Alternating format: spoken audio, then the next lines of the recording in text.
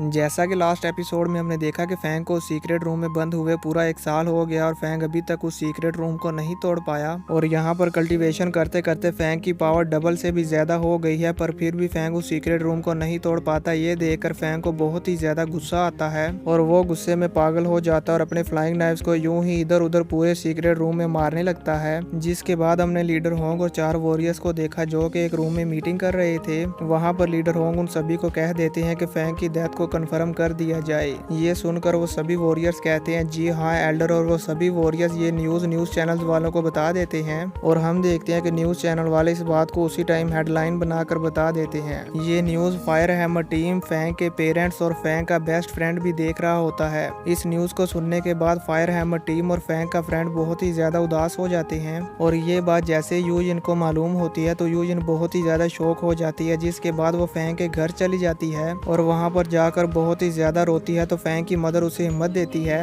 अब आगे जाकर बहुत ही ज्यादा रोती है तो फैंग की मदर उसे हिम्मत देती है।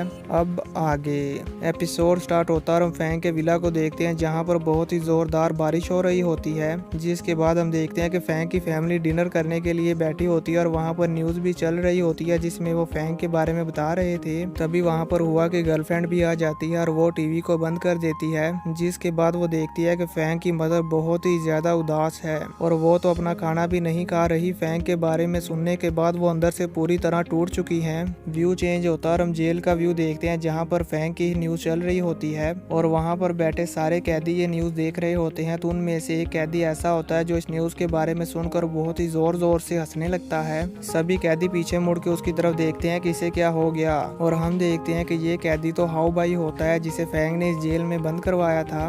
ये फैंग के मारे जाने वाली न्यूज़ को सुनकर बहुत खुश हो जाता है और कहता है कि फाइनली लुओ फैंग मारा गया। जिसके बाद हम इलाई ट्रेनिंग कैंप का व्यू देखते हैं, वहाँ पर भी यही न्यूज़ आ रही थी। जोरुआ इस न्यूज़ को सुनकर बहुत ही ज्यादा हैरान हो जाती है और ब्रदर शिजियांग के गले लग के रोने लगती है और कहती है कि हमने लुओ फैंग के साथ प्रॉमिस किया था कि हम फ्यूचर में उससे वार गॉड पैलेस में मिलेंगे। और ये कहते हुए वो बहुत रो रही थी तो ब्रदर शिजियांग उसे हिम्मत देता है। जिसके बाद हम कैंडाइस और विलियम को देखते हैं और वो इस न्यूज़ को सुनने के बाद कहता है लुओ फैंग तुम तो बहुत ही जल्दी मारे गए, और फिर वहाँ से जाने लगता है। तो विलियम भी उसके पीछे आता है और कहता है मैंने तो तुमसे पहले ही कहा था कि ये लड़का पूरा पागल है, आज नहीं तो कल इसके साथ ऐसा होना ही था। पर हम देखते हैं कि कैंडाइस विलियम की बात नहीं सुनता और चुपचाप वहाँ से चला जाता है और चलते चलते कहता है लुओ फैंग ये तो बहुत ही बुरा हुआ, मैं तुम्हें अपने हाथों से नहीं हरा पाया। जिसके बाद हम यूजिन के विला का व्यू देखते हैं जहाँ पर यूजिन का ब्रदर जू गैंग यूजिन को ढूंढ रहा होता है। तभी वहाँ पर एक सर्वेंट आता है और कहता है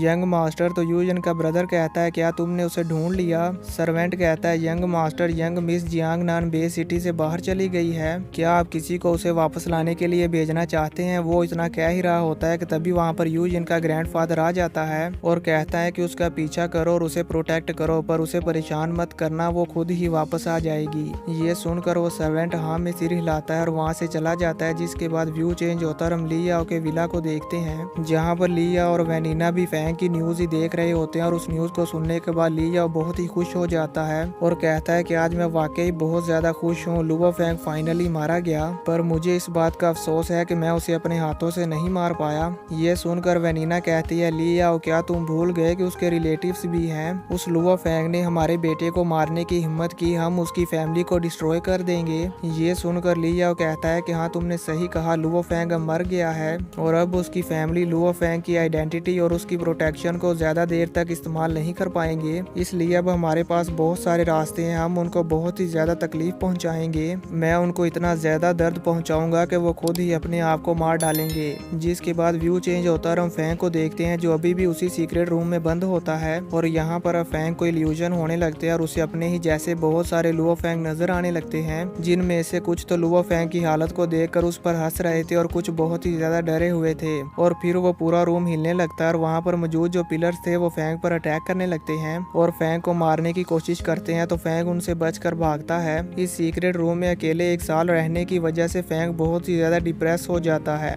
और फैंग का सर भी बहुत जोर से दर्द हो रहा होता है। इसी वजह से फैंग को यहाँ पर इल्यूजन हो रहे होते हैं। यहाँ पर हम देखते हैं कि फैंग की हालत बहुत ही बुरी होती है, यहाँ तक कि फैंग को यूजिन का ही इल्यूजन होने लगता है और उसके चारों तरफ यूजिन ही यूजिन हो जाती हैं। तो ये देखकर फैंग को अपना फ्लैशबैक याद आता है जहाँ पर यूजिन और Fang bay city of Jiangnan के बैरियर पर खड़े हुए थे। अपनी इन पुरानी मेमोरीज को याद करके फैंग वापस से नॉर्मल हो जाता है और फिर से उस सीक्रेट रूम से बाहर निकलने के लिए कोई ना कोई रास्ता ढूंढने लगता है और वहाँ पर कल्टीवेशन की पोजीशन में बैठकर उस सीक्रेट रूम से बाहर निकलने का रास्ता ढूंढने लगता है। और इसी के साथ हमारा ये एपिसोड खत्म हो जाता है।